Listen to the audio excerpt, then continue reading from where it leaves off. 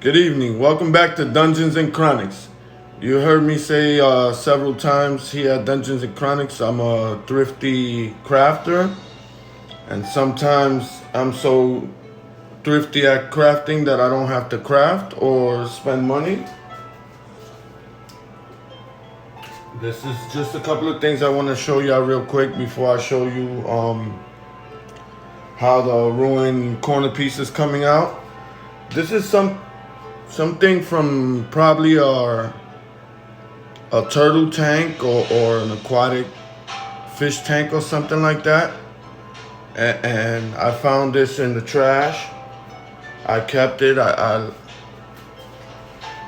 think it fits well to play with if you play. You know, minis go there. Even a nice large size. You could put an owl bear. It could be an owl bear's house. Wolf's den. Bandit hideout. Elf house. You know, or just a tree. So I found this one. And the same day, I found this one. And I like them both, you know, if you're doing some kind of forest or something like that. I think it's pretty cool. Yeah, I'll spin the other one around so you guys can see it a little bit. I guess see the back. You know, and this one is cool because, you know, there's a couple of places that you can, maybe not here, but, you know, that you can place a couple of minis on, you know. Over here. You know, there's a few places you can place minis on, and I think it's a cool piece. For free, I found it. I take it.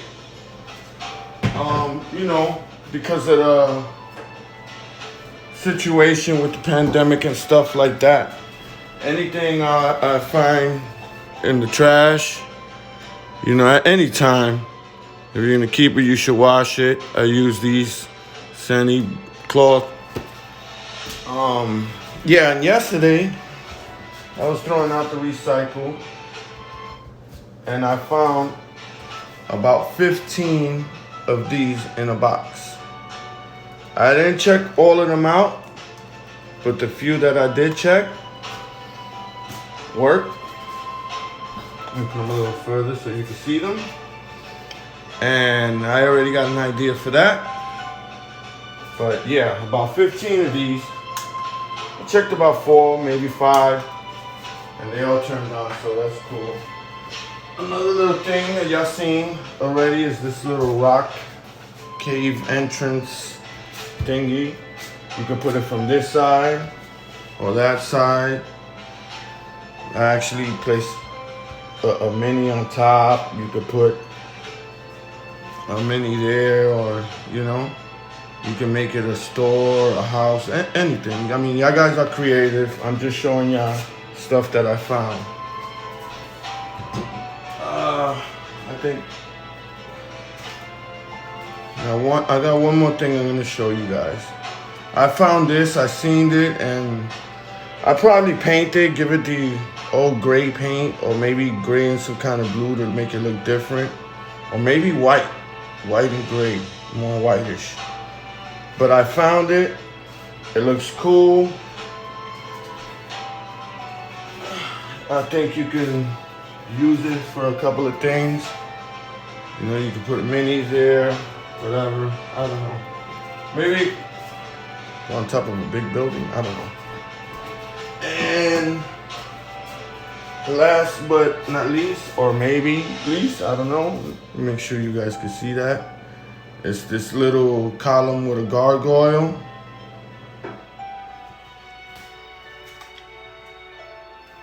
I gotta hold it because it's broken in the bottom. I'll figure something out for that. Little gargoyle on a collar, hugging a collar. You know? And in the background, of course, you see my wine bottle of me. This one's empty. I gotta refill it. This is actually just iced tea. I don't really have meat. Well, I have 6-month-old meat that I did here. Straight from the Elder Scrolls cookbook. See if I'm brave enough to take a swing. Had it 6 months in here. Oh, here goes nothing. Down the hatch.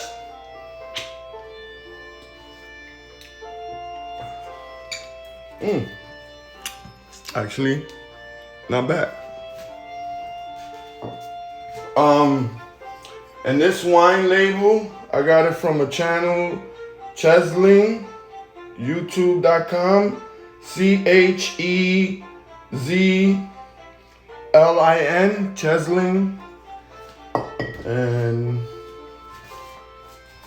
basically that's it. I'm gonna show you how the corner piece is coming out. And once again, I'd like to give a shout out to Bard's Crafting, because that's where I got the idea to do the build. And this piece right here, the ledge and the ladder, I got that inspiration from More Drunken Blade. So go check out his channel. Go check out both of their channels. I know More Drunken Blade is currently working on a windmill. I'm kind of doing the same thing, but a little bit different. I'm trying to do mine like more like from Skyrim. But stop saying okay, what I try to do, you can fit like 4 or 5 minis on top of this thing. Let me show you guys. What I wanted to do is, this is the first thing that I made actually playable, where it's not interfering and with the view or anything. So I wanted to make it where, you know, the minis could actually stand on the ladder.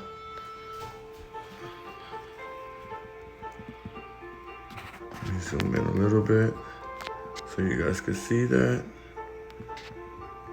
Yeah, so I wanted actually so the minis could stand on the ladder. So that's why I did that way. And I'll tell you a little bit of what I did. You know, these are popsicle sticks, and I cut them with a wire cutter. And it actually turned out great, because when I cut the tips, let's get rid of this for a second. Let me zoom out for a little bit for you guys. When I cut in here, I just wanted to give it like worn out, and it just split the wood, and it split it perfectly enough for where I wanted it at. Let me show you a little bit better.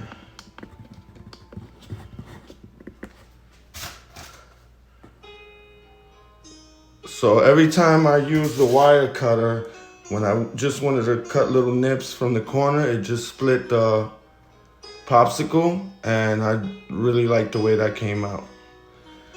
And the steps is just another long popsicle, like one of those dentist popsicles.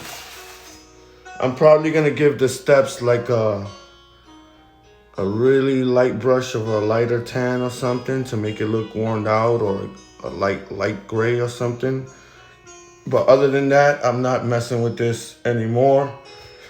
And this right here, it's actually a stick from an old firecracker or skyrocket, or fireworks. On 4th of July, there's a lot of fireworks, a lot of these sticks, and I use them to build things eventually, So I tell you, we thrifty budget crafters here. And that's what that is. It's 3 pieces. It's one here, and one here, and the popsicles on top. I'm already working on giving it the gray, as you can see. Painting, I'm not really doing too much. I couldn't match this exactly, because it was like, I'm looking, and this is like a flat, and the other one was like satin or matte. So I really couldn't match that too much, but I'm not really worrying about it. So what I do when I paint, just to give you a little of my technique, everybody has techniques and they're pretty much more or less the same. What I do when I'm going with the darkest gray, let me just show you the paints that I'm using right now. Okay, I'm using this, it says plaid, but this is the darkest gray that I have. Let me turn this light off. Plaid is the first coat that I'm giving it. Then I'm giving it this Storm Cloud Gray, which again, I said that's my youngest daughter's middle name.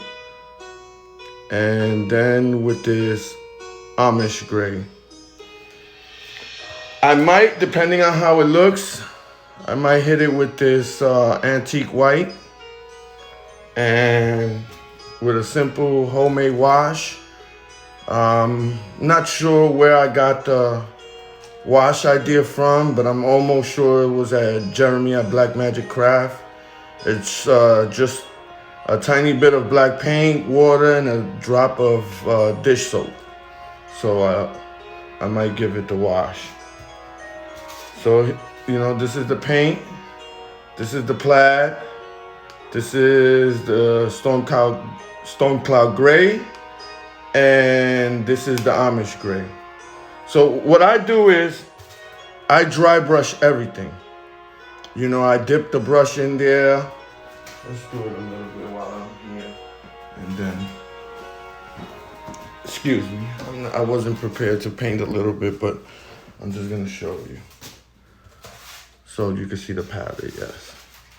Okay, so what I do is I dip the brush a little bit. I try to take off as much paint as possible. And I just go to town. It takes longer this way. Sometimes you look and you think like, am I even doing? But you are. It's getting paint off the brush.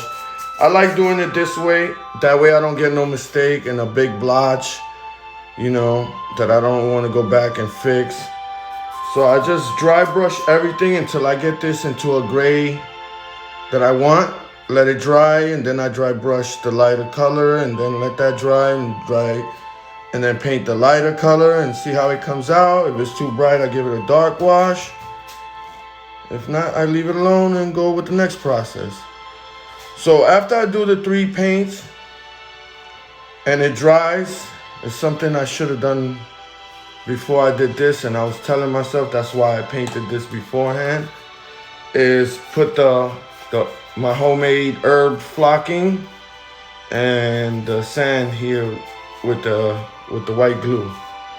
I'm also gonna give some of the corners, some of the windows, and some of the bottom, like flocking, like if it's growing or overgrowing over the piece. But that's what I plan to do. I'm gonna paint it up some more, and I guess that this piece is done, basically. The next time you see it, I know I said the next, it'll have everything. It'll have the sand, the flocking, the little overgrowths, this all painted. I'm not touching this anymore, so that's complete except for the flocking here and the sand on the inside. But basically, that's your ruined build. Kevin Johnson, there you go, a ruined build. And like I said, it was inspired by Bard's Crafting a long time ago, but I just did this piece new because apparently I'm doing this now.